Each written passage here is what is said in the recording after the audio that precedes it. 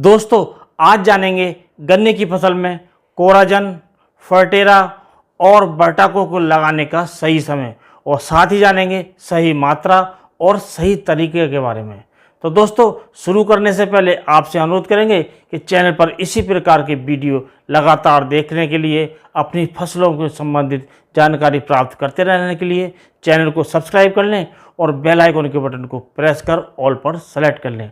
तो दोस्तों सबसे पहले बात करते हैं कोराजन के बारे में।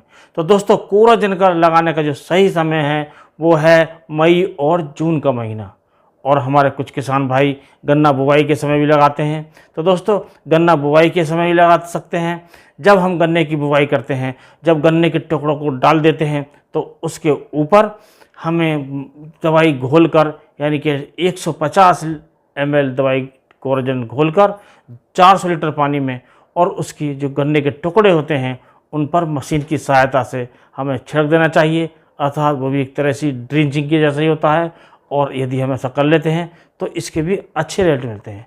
अब दोस्तों बात करते हैं इस समय की, ये मई और जून में हमें क्यों लगानी चाहिए कोराजन। तो दोस्तों इसका सबसे बड़ा जो फ़ायदा होता है वो ये होता है, हमारे गन्ने में ज़्यादातर जो कीड़े आते हैं, ज़्यादातर जो समस्याएं आती हैं, ज़्यादातर जो कीट संबंधी बीमारियां आती हैं वो आती हैं मई और जून के महीने में। और दोस्तों इसके बाद और जो समस्याएं आती हैं, जैसे टॉप बोरर है, ऐसी समस्याएं आती हैं, वो आती हैं जुलाई तक, और कभी कभी अगस्त के शुरू सप्ताह में भी आ जाती हैं।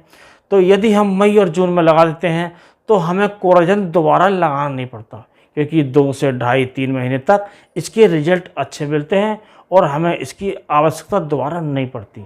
अब दोस्तों बात आती है कि हम मई और जून में तो इसे लगा दें, और उससे पहले हमारे गन्ने के खेत में कंसुआ वगैरह बहुत से कीट लगते हैं, उनके बारे में क्या किया जाए।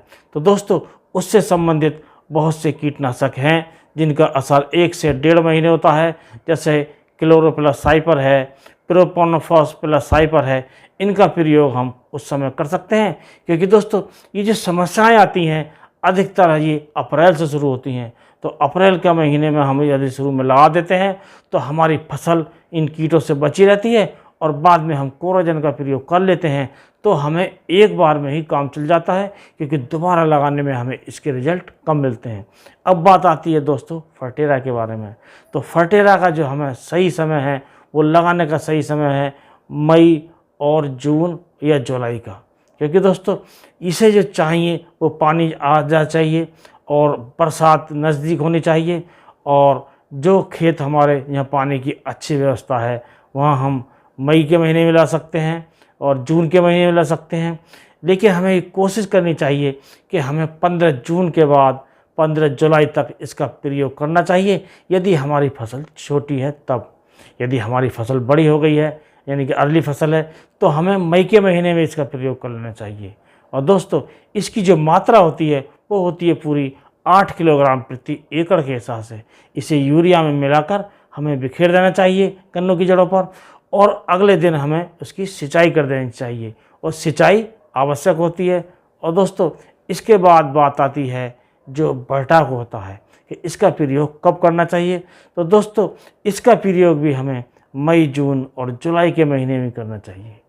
जो गन्ना हमारा बड़ा है, अर्थात जो अक्टूबर के महीने में बोया गया था, तो उसमें तो हमें मई के महीने कर लेना चाहिए, और जो गन्ना हमारा बाद में बोया गया है तो उसमें हमें जून और जुलाई में इसका प्रयोग करना चाहिए। यदि हम ऐसा करते हैं तो इसके रिजल्ट लंबे मिलते हैं।